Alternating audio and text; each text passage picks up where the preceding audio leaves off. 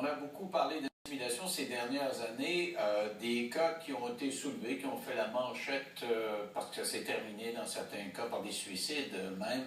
Et aujourd'hui, je vous présente une jeune fille qui a vécu l'enfer et qui a décidé, des années après, d'écrire pour exorciser, en quelque sorte, ce qu'elle a vécu et pour nous permettre de comprendre comment c'est insidieux l'intimidation et comment ça peut frapper n'importe qui. Elle était plus jeune, ça l'a frappée parce qu'elle était pas belle, c'est-à-dire qu'elle avait des différences physiques. Et au secondaire, ça l'a frappée parce qu'elle était trop belle, puis elle poignait avec les gars. Alors, comme quoi, l'intimidation, ça frappe n'importe qui et n'importe quelle raison. À partir du moment où le jeune est mis à part, on prononce un anathème, toi, t'es pas dans la gang, il est littéralement mort. C'est le cas de le dire. C'est en tout cas ce qui est décrit dans le livre « Le droit de vivre » de victime d'intimidation à gagnante, écrit par Jennifer Cyr, qui est avec nous. Bonsoir. Bonsoir. Alors, pourquoi écrire un livre une dizaine d'années après avoir vécu ça? Ça faisait un bout que je voulais écrire ce livre-là pour les victimes parce que je suis contente aujourd'hui, on en parle beaucoup d'intimidation. Par contre, je trouve qu'on n'apporte pas assez d'aide aux victimes.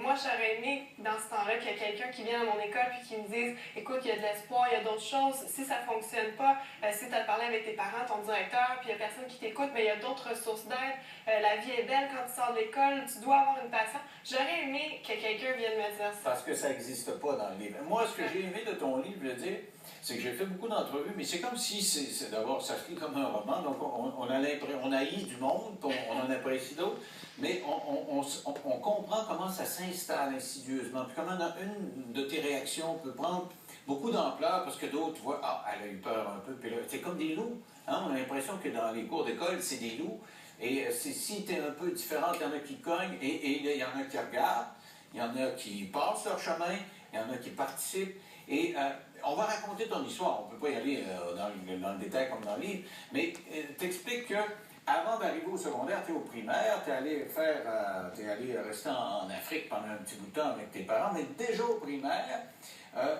on t'a intimidé, mais parce que tu avais des dents différentes des autres. Exactement. Quand j'étais toute jeune, je jouais avec un xylophone et j'ai eu l'idée de mettre le bâton entre les dents parce que j'ai un frère plus jeune qui voulait m'enlever le bâton. Puis mon frère a tiré le bâton, mais il a perdu l'équilibre, puis en perdant l'équilibre, mes dents de bébé sont parties avec le bâton. Alors, étant donné que ma gencive était très très molle, mes dents d'adulte ont poussé dans le même sens et donc j'ai développé un problème de dentition énorme. Je pouvais même pas fermer la bouche. Et donc, jusqu'en quatrième année, c'est sûr que quand on est jeune, on ne sait pas qu'on est différent jusqu'au premier jour d'école où les autres te reflètent. C'est comme ils mettent un miroir en plein visage et te disent « Ok, voici ce qui n'est pas normal avec toi. » Et toi, on t'appelait le lapin, comment on Dans le lapin. Ouais. Et ensuite, quand j'ai supplié mes parents d'avoir des broches, la technologie n'était pas ce qu'elle est aujourd'hui. J'ai eu la cage métallique là, qui s'attache en arrière du cou. Et donc, j'ai eu un nouveau surnom, c'était Lapin Terminator. Et donc ça a été mon primaire et c'est ça, ils ont vu tout de suite mon problème de dentition, ensuite l'appareil d'orthodontie qui était énorme. Et, donc tu as senti que cette différence-là t'entraînait dans un cycle d'intimidation, c'est-à-dire qu'on te montrait du doigt, ouais. On te lançait des insanités. Bon, ça c'est un type d'intimidation, mais tu as connu beaucoup plus grave. Tu pars en Afrique, je le disais, avec tes parents, et là, il n'y a pas d'intimidation, rien. Tu as un enfant parmi tant d'autres, ouais. T'es gâté, ça va bien. Tu reviens au Québec, tu arrives au secondaire. Et là, le secondaire, ça peut être impitoyable. Et là, au secondaire, tu arrives, t'es réparé, t'as une belle jeune fille, pimpante, et là, ça fait, encore le même effet, c'est comme si c'est ta beauté qui a incommodé d'autres personnes. Alors, raconte-moi comment ça se passe, parce que tu pognes beaucoup avec les gars en venant, puis tu es surprise, parce que tu n'as jamais pogné avant à cause de tes dents. Exactement. J'étais un peu naïve, étant donné que j'étais mise à part toute mon primaire. La relation de garçon, je connaissais pas ça. Alors quand je suis arrivée en secondaire 1, que mon physique avait changé, je dis la puberté est arrivée, puis j'avais plus de broches, tout était normal si on veut, parce que encore là, ça dépend quel est le cadre de normalité selon la société. Là, je recevais des lettres et des invitations des garçons, puis je savais pas comment réagir autre que de dire oui à tout le monde parce que justement, on m'avait tellement refusé longtemps et rejeté que je voulais pas leur faire la même peine. Alors, sans le vouloir, mais je me suis créée j'étais comme la cible des filles autour de moi parce que j'attirais trop l'attention. Et en même temps, elle disait que je m'attirais une réputation, malheureusement, de salope parce que j'accumulais les petits copains, même si mon but à moi, c'était pas de coucher à droite à gauche, c'était juste de dire oui pour leur dire qu'ils sont beaux, peu importe leur physique, peu importe qui ils étaient, je voulais juste pas leur faire ce qu'ils m'avaient fait. Tu voulais pas sentir le sentiment de rejet, Exact. que eux sentent le sentiment de rejet qu'ils avaient vécu plus jeune. Exact. Alors donc, tu avais un certain nombre de chums, mais c'était souvent platonique. Les autres, tu pensais que tu étais avec eux autres. Puis à un moment donné, un de tes gars, amis, qui dit, bon, ben là, toi, dans ta tête, ils sont peut-être pas nécessairement tous des chums, mais il dit, faudrait que tu rompes avec tous ces gens-là. Oui. Ça a été une révélation, cet ami-là. Il s'est assis avec moi un jour puis il m'a dit, bon, là, je vais t'expliquer comment ça marche parce que je vois que tu t'en vas pas dans le bon chemin. Et pour vrai, tu sais, c'est insignifiant peut-être, mais moi, j'étais en choc parce que je savais pas que ça fonctionnait comme ça. On me l'avait pas appris quand j'étais jeune. Là, les relations, c'était nouveau pour moi. Alors, il a vraiment pris le temps de s'asseoir et me dire, OK, lorsque tu dis oui à quelqu'un, c'est parce que tu l'aimes. L'amour, c'est ça. Et à partir de ce moment-là, bon, j'ai laissé mes copains que j'avais. Et donc, j'ai attendu jusqu'à ce que je fasse la rencontre de mon premier vrai chum que je raconte dans le livre. Et là, j'étais vraiment en amour à ce moment-là. Sauf que, il y a toujours un garçon qui est très populaire à l'école et très convoité par toutes les filles, et je suis tombée sur lui. C'était lui. Donc, c'était pendant l'été, notre relation, et quand on a commencé l'école, moi, je pensais que ça allait bien et tout, mais les filles qui étaient plus âgées que moi, qui avaient la même âge que ce garçon-là, n'ont pas aimé que, selon elle, que la salope soit avec le gars le plus populaire ou le plus beau de l'école. Bon, toi, t'avais pogné, t'avais eu un certain nombre de petits gars autour de toi, puis, mais t'avais pas couché avec tout ce monde-là, là. C'est ça qu'on comprend. T'as du monde autour de toi, puis finalement, tu dis à un de tes chums, tu dis, garde-en un parce que ça te fait une mauvaise réputation. Et là, tu gardes cet amoureux-là, c'est le gars qui pogne. Et là, ce qu'on voit dans le livre, c'est tous les sentiments qui ne sont pas beaux. La jalousie, l'envie, la malhonnêteté. Et là, on commence à... Et tu sais pas trop d'où ça vient au début, avant que ça se précise. Là, il y a des rumeurs. Ça commence par des rumeurs. Oui, ça commence par des rumeurs parce que leur plan à elle était... elle voulait que ce garçon-là rompe avec moi en lui disant des menteries à mon sujet. Alors, elle me faisait une campagne de salissage, puis à ce moment-là, Greg vivait beaucoup de stress à la maison, il y avait les problèmes familiaux et tout. Alors, quand les filles sont arrivées pour faire la campagne de salissage, il n'y avait pas la tête à ça. Alors, les filles savaient qu'éventuellement, lui allait juste faire, bon, tu sais quoi, je veux pas plus de problèmes dans ma vie, voici, c'est fini, on passe à autre chose. Et c'est ça qui est arrivé éventuellement. Il a dû rompre avec moi parce que, justement, ces filles-là, il y avait trop de ragots, il y avait trop de rumeurs. C'était une salope, tu couchais avec tout le monde, et puis tu n'avais pas de morale, etc. Mais ça, et même là, ça, c'est une rumeur, ça, ouais. Tu n'en as pas parlé, mais à un moment donné, tu as des messages. C'est des gens qui t'envoient des messages. Tu reçois ça sur Internet. Ça commence. Elles ont pris goût parce que c'est toute une... moi, j'appelle ça une game de pouvoir. Elles ont pris goût à avoir l'attention, à avoir un punching bag au quotidien. Alors, moi, je pensais que suite à la rupture avec Greg, ça se placerait, elle me laisserait tranquille, mais je me suis trompée. Ça a juste pris plus d'ampleur parce que là, c'était les messages textes. Ensuite, dans mon temps, c'était MSN, Hotmail. Alors, elle les invitait plein d'autres personnes à se joindre à ce message-là pour que tout le monde voit ce qu'elle m'envoyait. Alors, tout le monde savait que, selon elle, j'étais une traînée, une ci, une ça. Et c'est ça, ils se sont amusés. Puis là, ensuite, c'était les messages dans mon casier, sur mon pupitre. Puis ils ont juste entraîné d'autres gens, d'autres filles. Et il y a des gens qui entendent ça autour, pas très intelligents, là, qui sont dans la gang, puis bon, ben, c'est une pute, alors nous, on va la traiter de pute. Et tu te fais traiter de toi, non? Tu es dans le cas n'importe qui que tu connais pas. Exact. Puis il y en a qui commencent à te pousser à propos de rien. Puis ils commencent à me toucher aussi. Oui, tu fais pas des fesses partout. Oui, parce que, étant donné que ces filles-là m'ont étiquetée comme étant une fille facile, les garçons, et peut-être aussi des filles, je ne sais pas, je ne voyais pas tout le temps, se permettaient de me toucher une fesse ou de faire des attouchements comme ça quand je passais dans les couloirs. Fait que c'était vraiment c'était horrible. Là. À ce moment-là, c'est comme ça que ça a débuté. Puis ensuite, c'était au quotidien à l'école, c'était sur l'autobus, parce que là, il me lançait de la nourriture dans l'autobus. J'arrivais à la maison, j'avais les courriels à la maison, les messages textes. J'avais jamais de répit. C'était toujours... Et ça monte, la tension monte. Et ça se précise. Il y a une fille, Sophia, tu l'appelles probablement que tu as changé les noms là-dedans. Tu fais bien parce qu'il y a un monsieur Marchand, le directeur de l'école qu'on haït là-dedans, on en parlera tantôt. Mais donc, ça se précise. Une Sophia et sa gang, ils sont 3 ou 4 amis. Elle est jalouse de toi, dans le fond, parce que le chum dont on parlait tantôt, elle aurait voulu l'avoir. Mais c'est resté, ça. Elle est restée dans le gargaton, même si c'est plus avec le gars en question. Elle t'écœure tout le temps et elle te pousse. Puis à un moment donné, elle donne presque une volée. Oui, je le raconte en conférence, cet épisode-là. Je me souviens, j'étais... Oh, mon Dieu, j'en tremble encore. J'étais dans le couloir et cette école-là avait 2 étages. Mon casier était au 2e étage.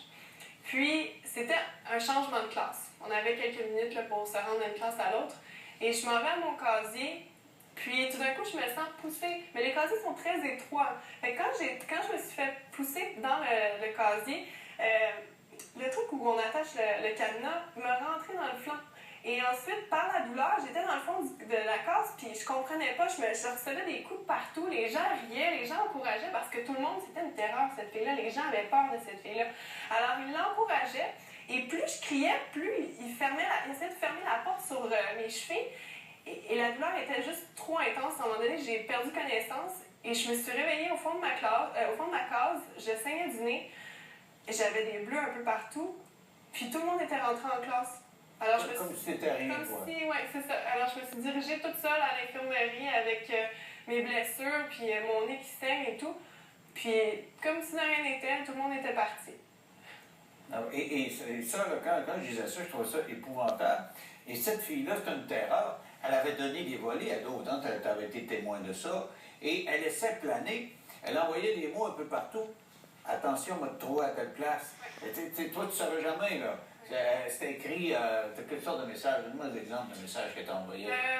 On va te trouver après l'école, ou pendant le temps des fêtes, on se voit au 22-11, qui était, plus tard, j'apprends que c'est l'adresse de l'école. C'est juste pour... c'était souvent quand il y avait des longues périodes comme les fêtes ou des congés scolaires. C'est juste pour continuer son règne de terreur pendant... Terreur mentale, exactement. Sinon, on va faire une pause. Tu vas nous parler, parce que toi, tu lances des messages, les infirmières, les professeurs, le directeur, M. Marchand. Une chance de changer son nom, parce que... OK, on en parle dans 3 minutes. Après. C'est moi, Jennifer Cyr, qui a écrit Le droit de vivre de victime d'intimidation à gagnante. Donc, avant la pause, on écrit ce que tu vis, puis ça monte. Là, tu te fais brasser. Moi, ce que je vois le pire, c'est que là, toi, tu es stationnaire tout le temps, tu marches dans ton école, tu sais jamais comment ça va se passer. Tu as Sophia et sa gang qui te brassent, puis qui te font peur, t'envoient des courriels, des menaces, etc. Mais il y a du monde qui entend de la rumeur, puis qui embarque. Et ils te font même un coup monté à un moment donné. Là. Ils te présentent un gars et raconte-nous ça. C'était durant l'été de mon secondaire 2 à secondaire 3. Et donc, j'étais devenue très craintive étant donné que je venais de vivre une année complète d'intimidation quasi quotidiennement. Et donc, j'allais sur MSN pareil pour essayer de parler à mes petits amis que j'avais. J'en avais pas beaucoup parce que les gens avaient peur de Sophia. Alors, j'allais de temps en temps sur MSN, puis à un moment donné, il y a un garçon qui était dans mon niveau à moi qui a commencé à m'écrire en me disant comme quoi qu'il était gêné de me parler à l'école et tout ça. Puis, au fil des jours, il a comme pris... J'ai eu un peu confiance en lui et il m'a dit qu'il aimerait ça qu'on se voit. Et moi, je gardais mon frère et ma soeur qui sont plus jeunes que moi. Alors, j'ai dit, tu peux venir à la maison parce que moi, je les garde, puis on peut se baigner. J'ai une piscine, j'ai des jeux. Fait que c'est ce qui est arrivé. Et un jour, il est venu chez moi, son père est venu le porter. Ça s'est super bien passé, on s'amusait dans la piscine avec mon frère et ma soeur. Et son père venait le chercher à 5 heures. Alors, vers 3h30 de l'après-midi, il m'a demandé de me parler en privé, sans que mon frère ou ma soeur soient présents. Alors, je l'ai emmené, ma chambre était située au sous-sol. Je l'ai emmené dans ma chambre pour qu'il puisse me parler. Et en m'assoyant sur le lit, il m'a plaqué carrément contre le lit. Puis il me dit, je suis amoureux de toi, j'ai envie de toi. Et moi, j'étais sous le choc parce qu'encore là, j'étais vierge. J'avais juste eu un copain qui était grec, que j'avais une grosse peine d'amour. Et là, je le repousse en me disant, minute, là, on se connaît pas. Puis il me repousse encore contre le lit, il me tient de force, puis il me dit comme quoi qu'il veut absolument coucher avec moi. Et finalement, je me défais de son emprise. Et là, je lui dis, écoute, ça marche pas, je suis pas à l'aise en ce moment, là, je dois apprendre à te connaître, puis avoir une relation stable avant, je sais pas, là, c'est trop brusqué. Puis finalement, quand il s'est rendu compte que je le repoussais, il m'a dit, ben tu sais quoi, finalement, t'es pas assez belle pour moi, j'aime déjà quelqu'un d'autre. Puis il est juste parti de chez moi. Puis lui, il te fait, parce que tu t'es rendu compte qu'il était un peu de mèche avec Sophia, et il te fait une réputation après, parce qu'il avait vu ta chambre, il était capable de décrire ta chambre. Donc ceux qui te connaissaient, en entendant le gars relater les détails de ta chambre, ça prouvait qu'il était monté dedans, puis il disait, je l'ai eu, puis c'est rien qu'une scie, puis une pute, puis... Ouais. Mais au début, je comprenais pas, parce que je me suis dit, qu'est-ce que j'ai fait de mal? J'étais vraiment dans l'incompréhension. Mais c'est quand j'ai recommencé l'école que là, les rumeurs, hein, c'est pas trop long, on les entend, les rumeurs commencent, j'entends comme quoi que ce gars-là en question est venu chez moi, qui a couché avec moi, qui a fait des, tu sais, il disait des trucs atroces, mais pour prouver ses dires, il disait, ben oui, sa chambre est peinturée de telle façon, il y a telle décoration. Mais quand je te disais qu'il y a du pas beau là-dedans, il y a de la jalousie, c'est organisé, c'est des gangs, puis là, ils te font vraiment cette réputation-là. Et ils continuent à te brasser, ça continue. Et toi, tu vas voir le directeur à répétition, tu vas voir souvent ce directeur-là. Et il veut rien savoir. Dans le fond, moi, ma compréhension, il avait peur de Sophia. Ça se peut-tu qu'il avait peur de Sophia qui emmenait l'âge qui battait le monde dans son école? Je sais pas si c'était la peur. Moi, je croyais que je manquais de preuves. Puis pourtant, j'apportais des courriels, j'apportais les lettres que je recevais dans mon casier. Je lui montrais les marques de violence que j'avais sur moi. Puis à chaque fois, il me disait, mais est-ce que c'est toi qui s'est fait ça? Est-ce que tu t'automutiles ou est-ce que tu cherches l'attention? Puis je pensais toujours que je manquais de preuves. Alors même aujourd'hui, je comprends pas pourquoi... Moi, ma lecture, c'est que toi, tu as trouvé refuge chez les rejects de l'école, parce qu'il y en a plusieurs, il y en a un qui bégait, un autre qui s'habille autrement, puis ils se font écœurer dans l'école, hein, c'est ça, c'est des boucs émissaires, et vous êtes retrouvé des épaules accueillantes, des chums, des femmes, et des filles et des gars, et il y en a qui prenaient du pot là-dedans, et toi, tu dis que tu ne mets pas de pot, mais que le directeur, je te dis, il est dans la gang, puis il a appelé ta mère pour dire... Ben, la madame, là, votre fille, là, elle fait de la broue, elle dit qu'elle se fait agresser, elle se fait pas agresser, elle est une gang de poteux, puis c'est comme ça qu'ils te jugeaient, là, dans le fond. Exactement, parce que j'en parlais au début aussi à mes parents, mais quand le directeur a commencé à téléphoner à la maison, là, disant à mes parents que je prenais de la drogue, que je vendais de la drogue, que je me tenais avec des gens qui foxaient les cours, il se met les doutes dans la tête de mes parents, et même que... J'imagine qu'il a été témoin parce qu'il a même pris la peine d'appeler mes parents à un moment donné pour leur dire ben votre fille, elle se laisse tripoter. Et ça veut dire qu'il a même été témoin que je me faisais poigner les fesses. Qu'il y a des gens qui vont. Qu'il y avait des gens, c'est ça. Mais là, ta mère est devant un choix déchirant. Elle te croit ou elle croit le directeur? Tu sais, le directeur t'appelle, tu dis hey, ma fille est une dopée, tu sais pas ce qu'elle va. Elle est quand même shaky, là. Puis c'est ça qui a été le point tournant parce que moi puis ma mère, on avait une belle relation de confiance. Elle me croyait beaucoup, puis c'était dur parce que justement, plus je me refermais, plus j'avais des sauts d'humeur et plus le directeur téléphonait à la maison et plus elle pensait que j'étais dans une crise d'adolescence. Puis quand j'ai vu qu'il y avait peut-être un petit doute, parce qu'il appelait ma mère, il appelait mon père, là, ma mère se fâchait, lui raccrochait la ligne au nez, il appelait mon père arrivait à la maison, bon, c'était jamais, ça finissait jamais. Et quand j'ai vu qu'il y avait peut-être un doute, j'ai arrêté de leur en parler. Je me suis dit, là, ça suffit, ça fait la chicane à la maison. Fait je me suis refermée sur moi-même, puis j'ai arrêté de leur en parler. Mais oui, c'était... Puis je les comprends, parce qu'en tant qu'un directeur, c'est censé être une figure de confiance. Ben oui, ben c'est ça. Toi, tu dis, je lui confie mes enfants, il est supposé de faire ça comme un père de famille. Et un jour, la DPJ communique avec tes parents, et là, ta mère panique un peu, parce que là, il se demande ce qui va se passer. Et là, toi, pète une fuse, tu dis ça n'a pas de bon sens, là j'ai atteint des limites, je me fais cœur à l'école, le directeur ne me croit pas, mes parents ne me croient pas, et tu essaies de te suicider. Oui, à ce moment-là, ça faisait déjà 10 ans que je vivais d'intimidation. J'avais passé le primaire, puis là, le secondaire. C'est sûr que le secondaire était beaucoup pire que le primaire, parce que j'avais vécu toutes les formes d'intimidation qui soient, harcèlement physique, psychologique, la cyber-intimidation, et donc même les agressions à caractère sexuel. Alors, rendu là, il y a eu une photo qui a été plaquée sur les murs de l'école, ça a brisé ma confiance. Puis j'arrive à la maison et j'apprends que la DPJ a téléphoné parce que là... Et sur la photo, c'est écrit que tu es juste une ouais. je sais pas quoi. fois, là, et toi, tu vois que tout le monde là, regarde cette photo-là, tu as la DPJ aux fesses de tes parents, et là, tu dis. C'est ça. Et donc, la DPJ téléphone parce que l'infirmière croit que la violence, parce que je visitais souvent l'infirmerie. Et j'avais des marques, c'est ça. Puis je faisais beaucoup de crises d'angoisse. J'avais développé énormément d'anxiété. Alors, elle téléphone à la DPJ parce qu'elle pense que ça se passe à la maison. Elle pense que je vis de la violence. C'est ça. Et donc, mes parents et ma mère sont sans sous-dessous, puis ils comprennent plus ce qui se passe et qu'est-ce que j'ai encore fait. Et donc, ça a juste été la goutte d'eau qui a fait déborder le vase. Moi, je voyais plus d'issue. Je savais pas qu'il y avait d'autres ressources d'aide. Alors, je me disais, ça fonctionne pas avec les parents, ça fonctionne pas avec le directeur, j'ai plus de sortie de secours. À l'école, c'est l'enfer. J'arrive à la maison, c'est l'enfer. Parce que les réseaux sociaux, les textos et tout. Donc, ça faisait un petit moment, on le voit dans le livre, je pense, ça faisait un petit moment que les idées noires commençaient à s'incruster dans ma tête. Et donc, cette journée-là, c'était un vendredi, je m'en souviens encore. Cette journée-là, j'ai été dans mon garde-robe, puis j'ai fait une tentative de suicide avec une ceinture attachée autour du cou. Ah, une chance, ça n'a pas fonctionné. Et là, c'est une espèce d'explosion. Tes parents disent ça n'a pas de bon sens. Ils brassent le directeur. Et là, ça prend un autre côté. Et finalement, ils vont te transférer d'école. Tu t'en vas dans une autre école. Et la Sophia en question s'organise pour te faire écœurer par une autre fille. Mais là, le directeur, c'est là qu'on voit comment le directeur peut être important. Le directeur de l'autre école, au contraire de l'autre, qui prenait pour Sophia, dans l'autre école, le directeur arrive une fille, une plénipotentielle, une fille qui, comme Sophia qui veut t'écœurer, et il dit à la fille, no way, ça ne marche pas comme ça chez nous, tu n'intimideras pas. Et là, tu as eu la paix. Oui. À partir de ce moment-là. Tes 2 dernières années de secondaire. Oui, finalement, oui. Donc, ça montre qu'un directeur qui s'implique, parce que tes autres professeurs, tu as des bons professeurs, hein, tu l'expliques, oui. Il y en a qui étaient sympathiques, mais ils ne savent pas quoi faire. Et c'est ce que Jasmin Roy essaie de nous montrer tout le temps. Il veut des plans d'intervention, mais même les bons professeurs qui essaient de t'aider, ils sont dépassés, les autres. Là.